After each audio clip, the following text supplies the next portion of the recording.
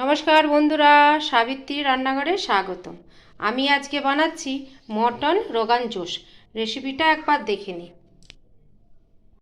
প্রথমে আমি কড়াই বসিয়ে দিয়েছি। এবার দিয়ে দিচ্ছি সরষের তেল। এটা আমি সরষের তেলেই বানাবো, আপনারা চাইলে সাদা তেলেও বানাতে পারেন।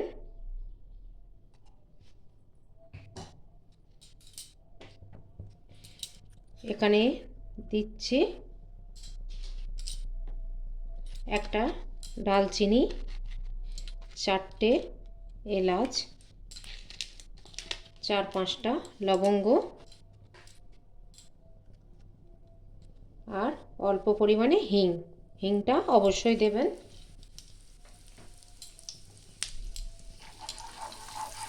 ভালো করে তেলটা গরম হবে, হয়ে গেছে। এবার দিয়ে দেবো আমি মটন এখানে 700 গ্রাম আছে।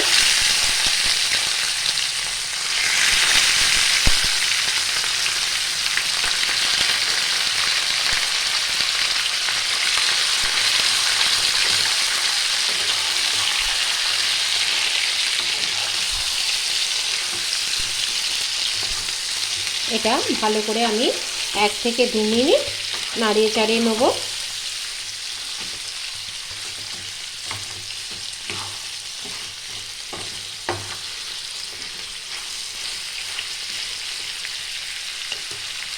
এটা ঢেকে দেবো মিডিয়াম টু লো ফ্লেমে।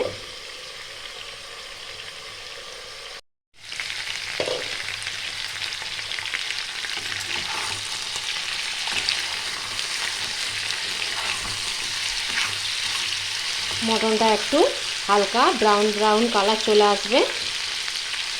আমি উল্টে পাল্টে দিচ্ছি।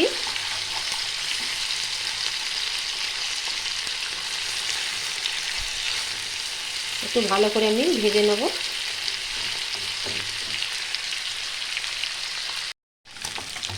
দেখুন অনেকটা ব্রাউন ব্রাউন কালার চলে এসছে। এই যে দিয়ে দেবো ধনে গুঁড়ো 2 চামচ,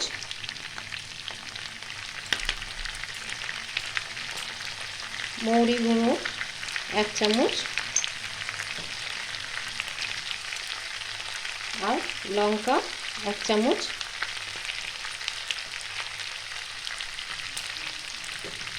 আদা রসুনের পেস্ট 2 চামচ,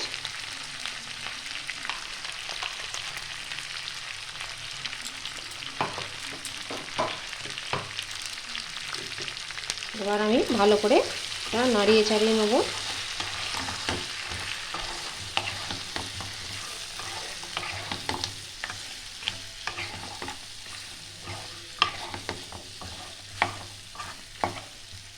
এটা মিডিয়াম টু লো ফ্লেমে এবারে আমি এটা ঢেকে ঢেকে আমি রান্নাটা করব। এবার দিয়ে দেবো আমি ঢাকাটা খুলে লবণ পরিমাণ মতো,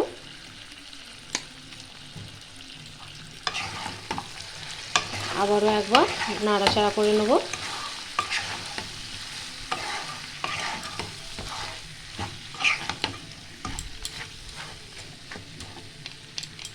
আবারও 2-3 মিনিটের ঢেকে দেবো।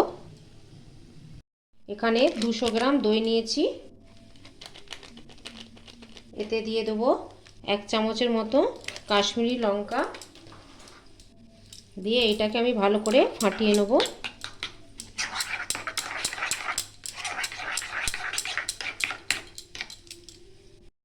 দইটা আমি ভালো করে ফাটিয়ে নিয়ে নিয়েছি। এবার আমি দিয়ে দেবো সব দইটা আমি দিয়ে দিচ্ছি।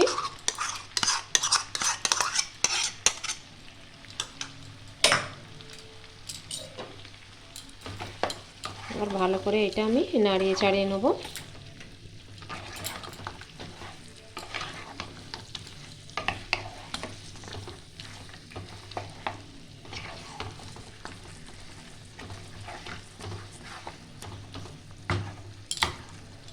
এটা আমি আবার ঢেকে দেবো।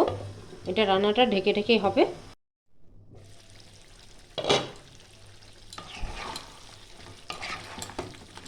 মোটামুটি তেলটা বেরিয়ে গেছে অনেকটাই।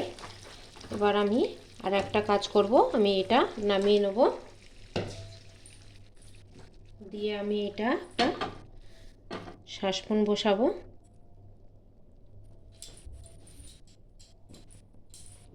এখানে দিয়ে দেবো 1 চামচের মতন ঘি,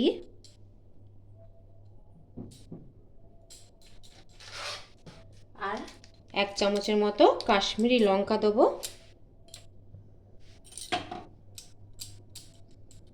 এটা ঘিটা ভালো করে গলে যাবে।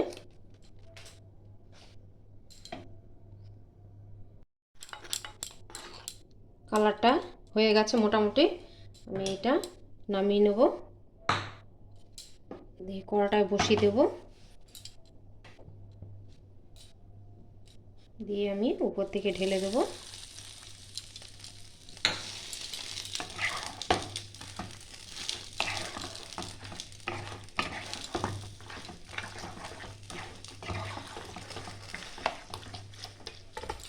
এইটা আরও 3 থেকে 4 মিনিট হবে।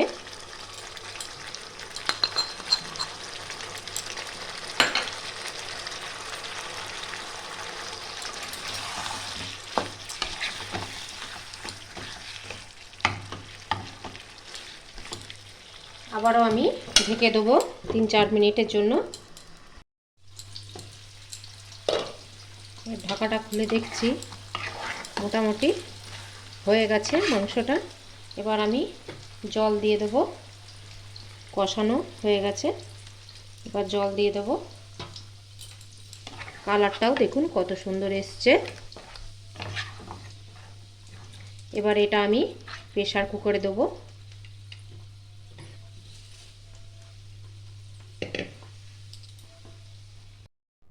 প্রেসার কুকারে দিয়ে দিয়েছি।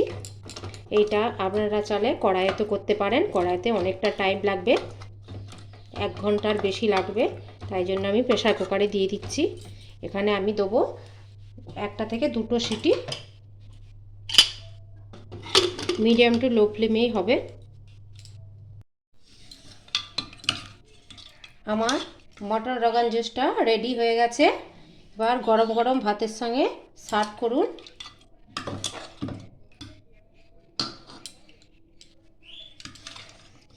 একটা সিম্পল রান্না, বেশি মশলাও লাগে না, দারুণ খেতে হয়।